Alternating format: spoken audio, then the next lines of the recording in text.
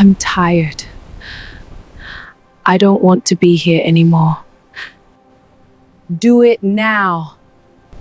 It is easier, and I promise you will be at peace. What if you stay alive?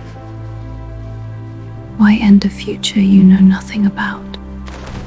If you end it all, you won't get to be the main character in your beautiful story. How do you know my future will be beautiful?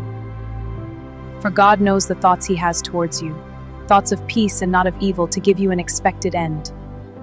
Trust the greatest one who brought you to this earth. Don't leave me.